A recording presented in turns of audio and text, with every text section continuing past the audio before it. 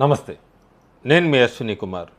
బెంగాల్లో మొదటి phase 152 స్థానాలకి polling పూర్తయింది. నేను ఈ వీడియో చేసే సమయానికి ఎన్నికల సంఘం 90.6% పోలు అయింది అన్నది అప్పటి వరకు ఉన్నది. చూడాలి మనం ఫైనల్ పర్సంటేజ్ ఎంత అవుతుంది ఏంటి అనేది. చాలా క్లియర్గా ఎన్నికల సంఘానికి, ముఖ్యంగా జ్ఞానేష్ కుమార్కి, వీళ్ళందరికీ కూడా థ్యాంక్స్ చెప్పాలి. ఎందుకంటే పోలింగ్ జరిగింది ప్రశాంతంగా, వైలెన్స్ ఎక్కడో 10% కన్నా తక్కువ జరిగింది. దీనన్నిటికీ ఫ్రీ అండ్ ఫెయిర్ పోల్ చేసిన ఎన్నికల సంఘానికి అయితే మనం థ్యాంక్స్ చెప్పచ్చు. ఎప్పుడూ కూడా ఓటర్సు బయటికి రారు, ముఖ్యంగా యూత్ ఏమన్నా ఎన్నికల రోజంటే షికార్లకి వెళ్తూ ఉంటారు. అలాంటి వాళ్ళ కోసం ఖచ్చితంగా ఓటేయండి అంటూ ఇద్దరు పొద్దునే ట్వీట్ చేయటం. అందులో ముఖ్యంగా డాక్టర్ హెచ్వి హెండే అని ఆయన 99 సంవత్సరాలు ఆయన ఓటుకొచ్చి ఓటు వేసి మీరందరూ కూడా ఓటు హక్కును వినియోగించుకోండి అంటూ కూడా ట్వీట్ చేయటం. 106 సంవత్సరాల వ్యక్తి గణేష్ అయ్యర్ తమిళనాడులో, ఆయన కూడా ఓటు హక్కు వినియోగించుకుంటాం. వాళ్ళ ఇమేజెస్ పెట్టి మీరు ఎవరికి వేస్తారో తర్వాత ముందు వచ్చి ఓటు హక్కు వినియోగించుకోండి అని చెప్పడం, ఇదంతా కూడా యూత్లో లేదా ఓటు ఎందుకు వేయాలని బద్దకించిన చాలామందిలో కొద్ది కదలిక తెచ్చింది. ఆ క్యాంపెయిన్ బాగా వెళ్ళింది. వెస్ట్ బెంగాల్ ఎన్ని రకాల ప్రయత్నాలు, తృణమూల్ కాంగ్రెస్ దాదాపు బెంగాల్లో 1000 కోట్ల వరకు కూడా సీజ్ చేశారు ఎన్నికల ముందు.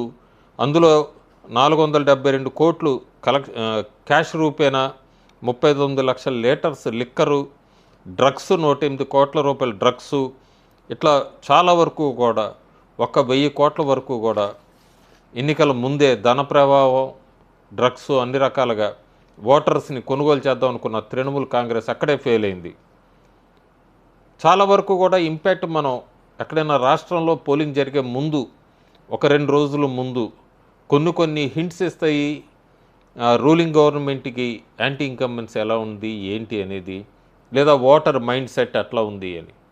చాలా వరకు గత నెల రోజులుగా బీజేపీ వాళ్ళు ప్రయత్నించారు, టీఎంసీ వాళ్ళు ప్రయత్నించారు. సోషల్ మీడియా ద్వారా, యూట్యూబ్ ఛానల్స్ ద్వారా ఎవరికి వాళ్ళకు అనుకూలంగా ప్రొజెక్షన్స్ ఇస్తూ కూడా వీళ్ళు గెలుస్తారంటే వీళ్ళు, ఇంకో పార్టీ గెలుస్తుందంటే ఇంకోటి అని ఇద్దరు ప్రయత్నించారు. మైండ్ గేమ్ బాగా ఆడారు. మైండ్ గేమ్ అయిపోయింది. ఫేజ్ 1 పోలింగ్ ముగిసింది. కరెక్ట్గా పోలింగ్కి కొన్ని గంటల ముందే టీఎంసీకి సంబంధించిన సిట్టింగ్ ఎమ్మెల్యే ఖగేంద్రనాథ్ ఆయన బీజేపీలో చేరాడు. బీజేపీలో టికెట్ ఇవ్వనందుకని కాకుండా ఓటే మొదలయ్యే ముందే ఆయన బీజేపీ పార్టీలో చేరాడు అంటేనే అక్కడ ఒక సైను ఏంటంటే గ్రౌండ్ షిఫ్ట్ అవుతోంది అన్నది. టీఎంసీ పోలింగ్ రోజు చాలా ప్రయత్నించింది. 2-3 చోట్ల గొడవలు సృష్టించడానికి ప్రయత్నించింది. ఒక చోట ఈవీఎం మిషన్ను కూడా ఎత్తుకెళ్ళడానికి ప్రయత్నించారు. కానీ ఎక్కడికక్కడ సిఏపిఎఫ్ వాళ్ళు వీళ్ళందరూ కూడా అన్నీ కంట్రోల్ చేశారు. ఎక్కడ కూడా అవాంఛనీయ ఘటనలు, పెద్దగా చెదురుముదురు ఘటనలు తప్ప పెద్దగా జరిగింది ఏం లేదు కూడా. టీఎంసీ బూత్స్ చాలా చోట ఈ ఓటర్ స్లిప్స్ ఇవన్నీ ఇచ్చే చోట, టీఎంసీ ఓటర్ స్లిప్స్ పంచే చోట ఎవ్వరూ కూడా ఒక్క ఓటర్ కూడా వెళ్ళలేదు అంటేనే అర్థమవుతుంది. ఖాళీ కుర్చీలు కనబడినాయి. అది ఇంకో పక్క ఈ BJP booth agents, polling agents voter slips పంచేవాళ్ళు వీళ్ళందరి దగ్గరికి లైన్ కట్టారంటేనే అర్థమైంది ఫేజ్ 1 ఎట్లా జరిగింది ఏంటి ఇవన్నీ అని కూడా. ఆల్మోస్ట్ ప్యాకప్ టైము టీఎంసీకి అన్నది ఫేజ్ 1లోనే వినబడుతుంది మనకి. కొంతమంది అప్పుడే మొదలుపెట్టారు తృణమూల్ కాంగ్రెస్ వాళ్ళు. సిఏపిఎఫ్ వాళ్ళని 100 మందికి ఒకరిని పెట్టారు.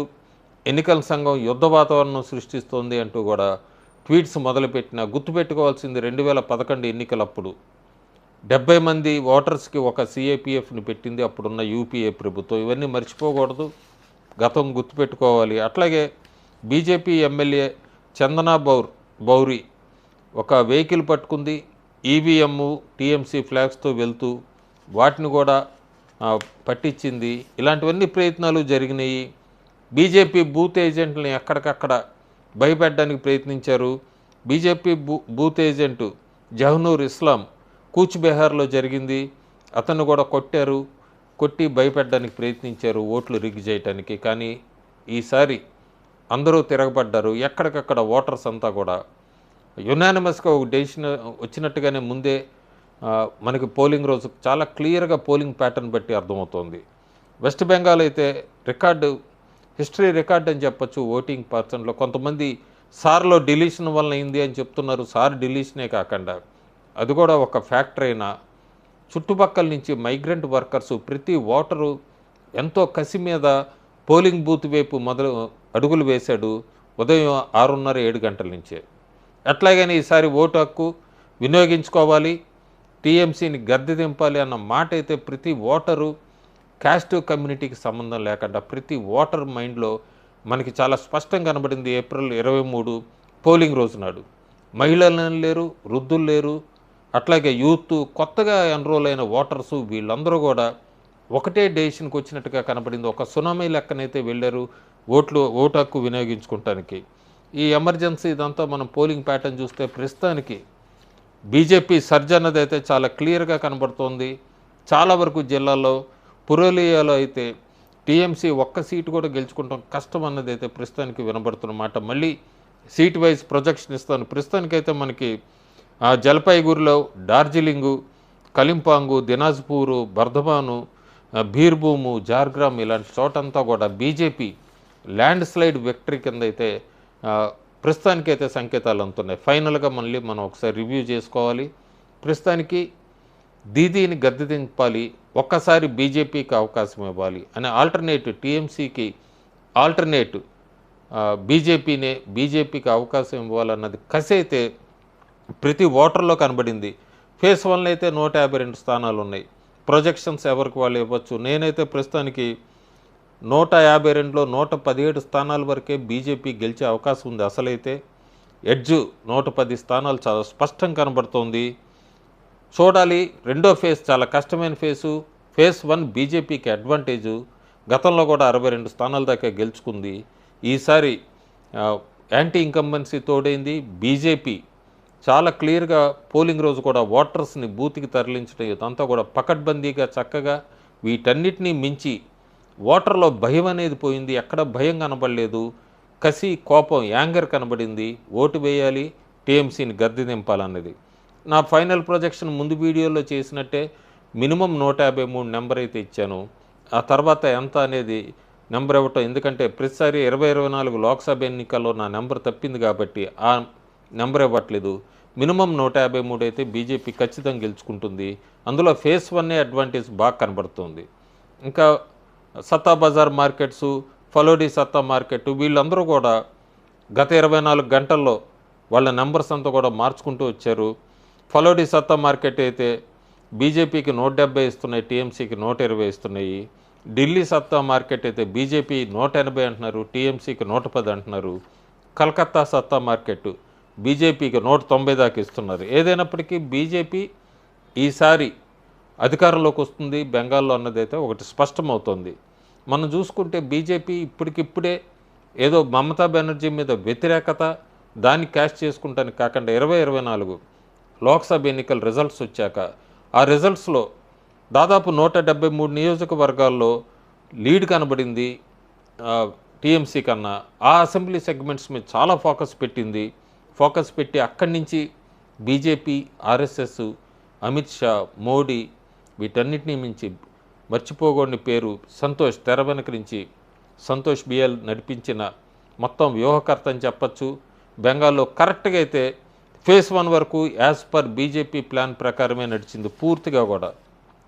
వీటన్నిటితో పాటు పోలింగ్ నడుస్తున్న రోజు మనకి వేవ్ చెప్పచ్చు చాలా ఈజీగా. పోలింగ్ అయిపోయింది. ఇంకో పక్క మోడీ హౌరాలో రోడ్ షో నడుస్తున్నప్పుడు ఆ రోడ్ షో ప్రారంభమయ్యే 2-3 గంటల ముందే మమతాకి కోటని చెప్పచ్చు. అలాంటి హౌరాలో ప్రజలందరూ కూడా మోడీ కోసం వేచి చూస్తున్నారు రోడ్ షోకి అన్నది ఒక సింబాలిక్. బీజేపీ ఈసారి బెంగాల్లో ఖచ్చితంగా జెండా ఎగరవేయబోతోందని. దీనికి చాలా కారణాలు ఉన్నాయి. అంతసేపటికి పదే బీజేపీ గ్రౌండ్ వర్కే కాకుండా ఓటర్స్లో ఈసారి చేంజ్ ఆఫ్ గార్డ్, మమతాని దింపేయాలి, ఖచ్చితంగా ఒకసారి బుద్ధి చెప్పాలనేది అయితే ప్రతి ఓటర్లో కనబడింది. అప్పుడే టీఎంసీ వాళ్ళు మొదలుపెట్టారు. ఎన్నికల సంఘం, ఈవీఎం ఈ కథలన్నీ మొదలుపెట్టారు. మళ్ళీ ఇదేదీ లేదు. ఒక ఓటర్ సునామీ, ఒక యాంగరు, ఫియర్ కన్నా కూడా యాంగరు. ఒకసారి బీజేపీకి ఛాన్స్ ఇవ్వాలి, ఇవన్నీ కలుపుకొని బీజేపీ ఖచ్చితంగా బెంగాల్లో గెలవబోతోంది. మమత ఎన్ని ఈ సర్వేలు బోగస్లు ఇవి పెట్టినా కూడా మమతా బెనర్జీ ఖచ్చితంగా ఓడిపోతుంది మే 4వ తారీఖు. Thank you.